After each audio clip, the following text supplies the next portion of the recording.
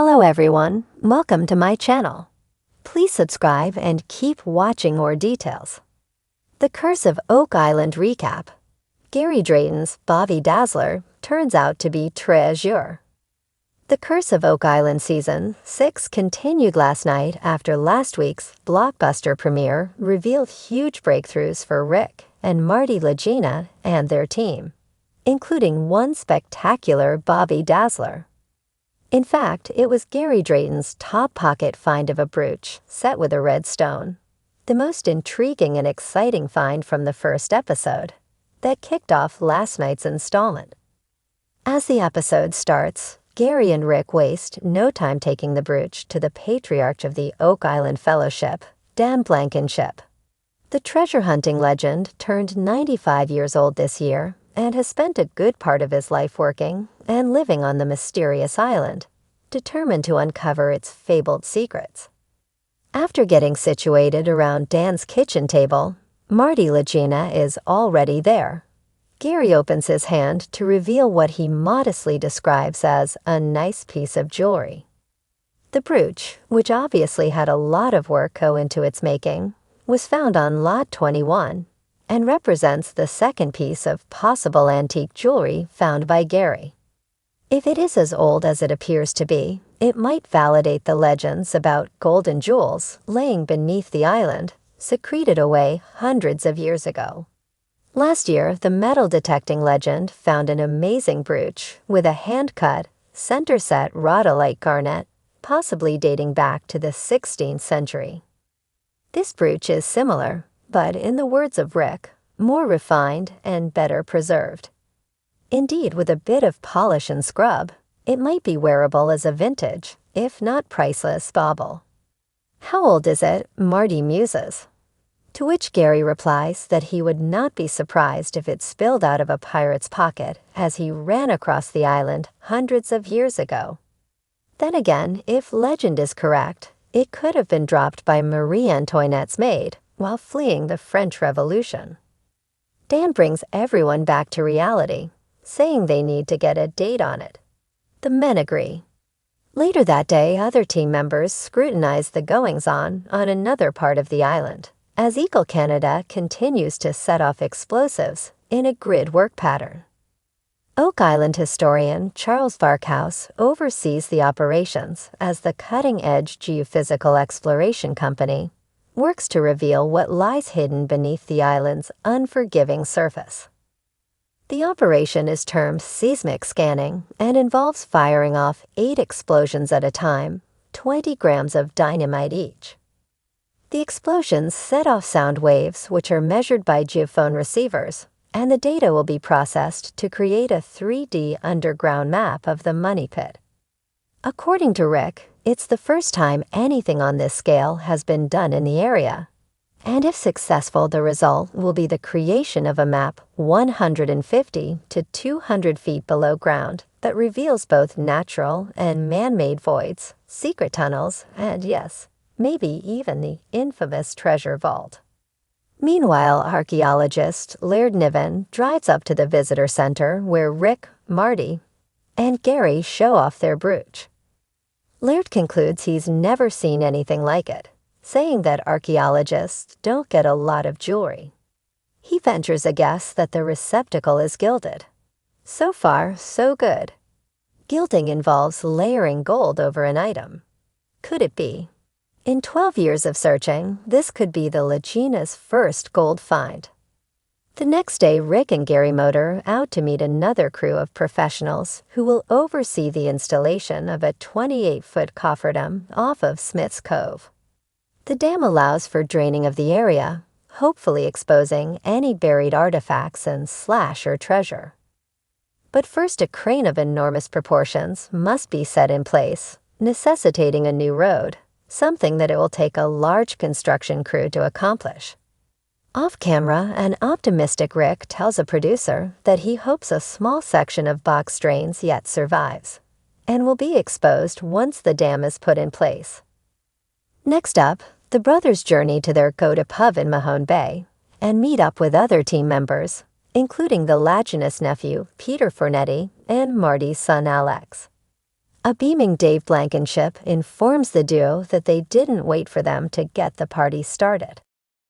Talk of the brooch comes up, and Rick informs the men that they found a gemologist who will inspect the find. Marty tells the crew that the old guys are off to Calgary to meet him, and they toast to the hunt. To be specific, Rick, Marty, and Dave Blankenship travel 3,000 miles west to Alberta College of Art and Design, where an expert looks over the two brooches, or as Marty calls them, spendables. Charles Lutenbrain carefully handles the ruby red stones that have been removed from their settings and cleaned up considerably. Using a digital video microscope with 220x magnification, he declares about the first brooch, the facets don't meet perfectly, definitely hand-cut. As he continues to mutter about sharp edges, Dave asks in his blunt fashion, "Is that good or bad?" In the end, the gemologist confirms that last year's Bobby Dazzler is a semi-precious garnet. On the newer brooch, he finds an inclusion made of tiny bubbles. He breaks the bad news.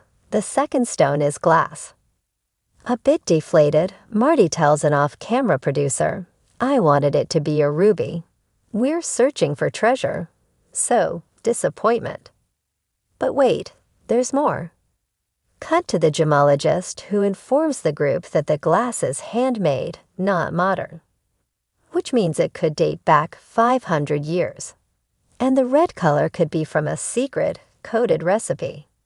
Which sounds very interesting to the Laginas, who have heard of legends about secret societies using Oak Island as a treasure ground. Could the Rosicrucians, led by Sir Francis Bacon, have left this glass bauble behind? Their symbol was a blood-red cross. Is there a link? Or could there be a link to the Knights Templar, who wore red crosses? The gemologist takes a closer look at the setting and declares that it's not your ordinary old brooch found in the ground. He tells the group that it shows evidence of an ancient way of making wire. The group is stunned. They're informed that the brooch has block twisting, a method which dates to the Bronze Age and went out of fashion in the 1400s. If correct, this find could be 300 years older than the English and Spanish coins found on the island. Marty the Doubter tells an off-camera producer that he has been completely unwilling to believe what happened on Oak Island was before the 1400s, but says that this second Bobby Dazzler opens up all kinds of avenues. The next day, Rick supervises construction of the new road, while in Halifax, Marty, Craig Tester, and Alex venture to another lab at St. Mary's University to have the second brooch scrutinized and tested yet again. The expert finds copper, zinc, and brass, which she says imitates gold very well. Bummer. Not so fast. After further analysis, it's clear that Gary will get another gold dance. The expert proclaims that the brightest area of the setting is gold, maybe 700 years old. Marty confirms that this is the first piece of verified gold, actual treasure. Fist bumps all around. Later that afternoon, the group assembles in the war room, and Marty announces the good news that they have found their first gold on Oak Island, to which Dave complains, "I want more gold than that." Suffice it to say that Marty shoots him a look and says, "Come on, man." So the 223-year hunt for gold is just getting started. Are the two brooches connected? Did pirates bring them to the island in the 18th century or earlier? Next up, Rick and Dan Henske head to the Money Pit area to check on the explosive action. They receive good news. The seismic work is done. Now the data goes to Calgary for assessment. In other words, it's hurry up and wait time.